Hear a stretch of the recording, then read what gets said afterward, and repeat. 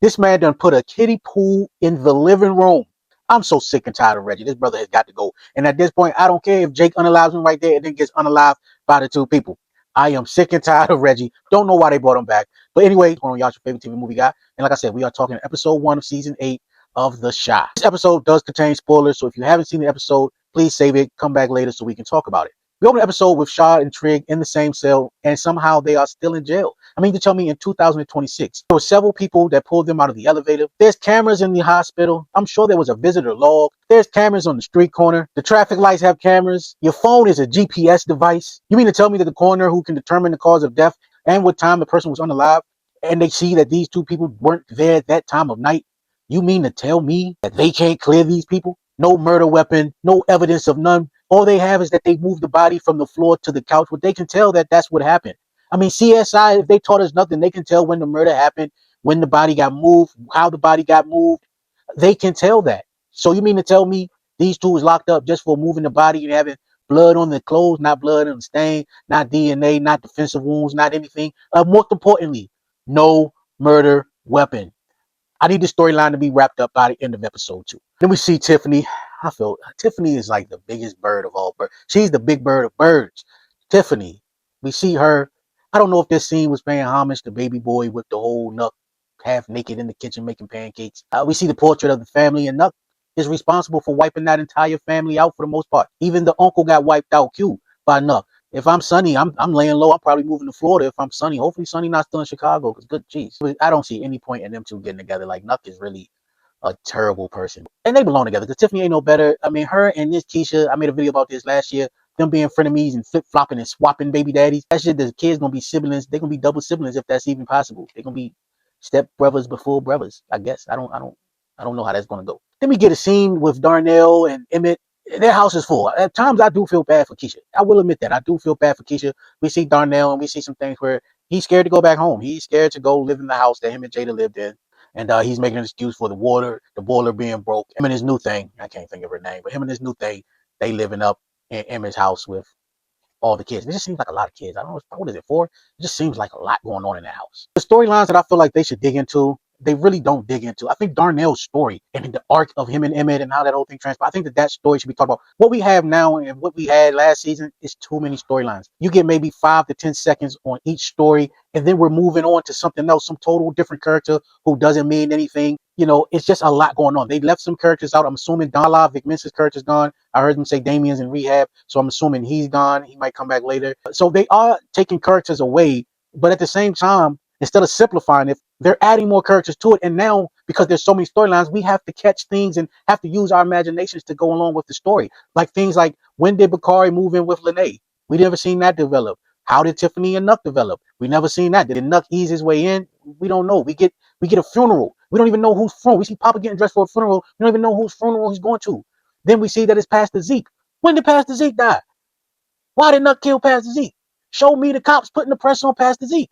You can't, because of time restrictions, because of the cast, because of all these different storylines you have. Give us just the 5 main characters. Give us Emmitt. Give us Keisha. Hell, y'all just made Tiffany a main character. Give us Tiffany, give us Poppa, and give us Jake. Give us that storyline. The rest of this is just too many branches to a tree that I really can care less about. And another thing, we see this scene where they're trying to get Jake to move into Lene's house with Bakari because Papa's moved in. Why is Lene moving everybody in Kevin's mama house? Keisha better than me, because them people would have been out immediately after my mama left. Lene ass would have been out on the street. She'd have moved in Dom and Vic. She'd have moved in Poppa. She'd have moved in... Man, Kevin, I know you coming back this season. Kick their ass up out of that house. We see the smartest person on this show. Listen, I don't know if Nuck's an atheist. I don't know what Nuck has against pastors, but Nuck has been knocking off all the pastors in Chicago. This brother right here was smart. Brother Charles is the smartest on the show.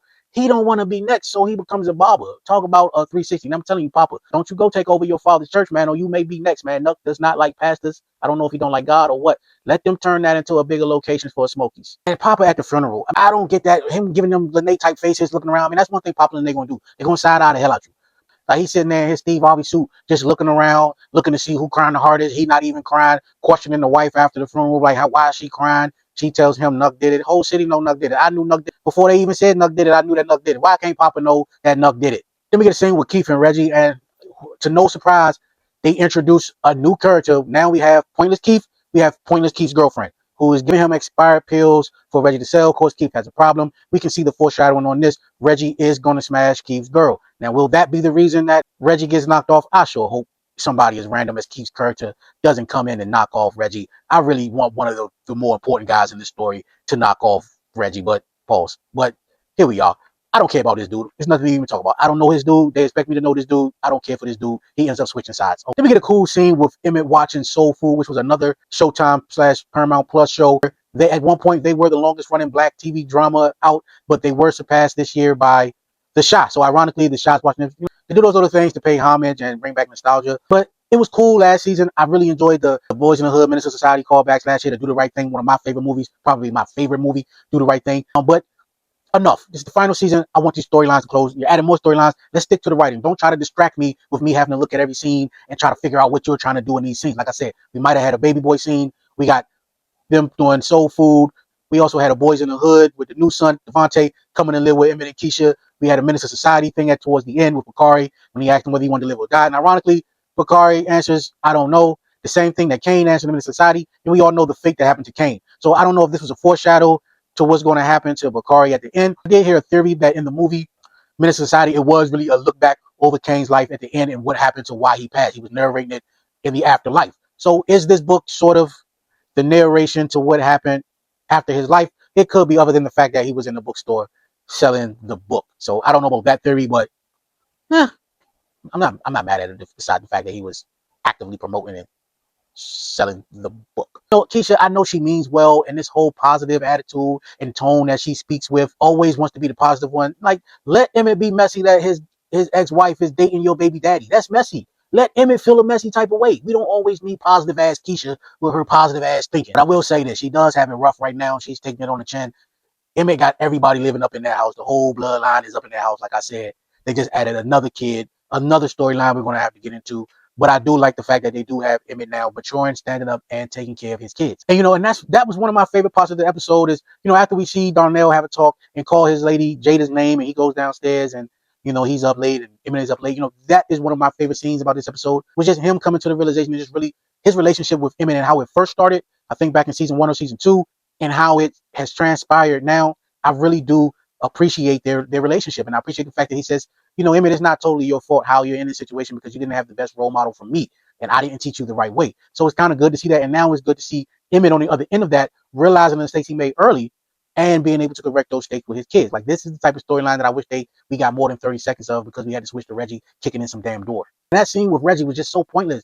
Like, him kicking in the door. Like, they want Reggie to be a Power Ranger villain so bad. They want him to be one of the biggest bad guys. In fact, most of the people that watch the show can really care less about Reggie. We really didn't want Reggie back. Nobody asked for Reggie back. There was no petition to bring the Reggie character back. I was perfectly fine with him dying in season 2 and them moving on and progressing the story. I get it, you replaced Duda, but I thought you replaced Duda with Nuck.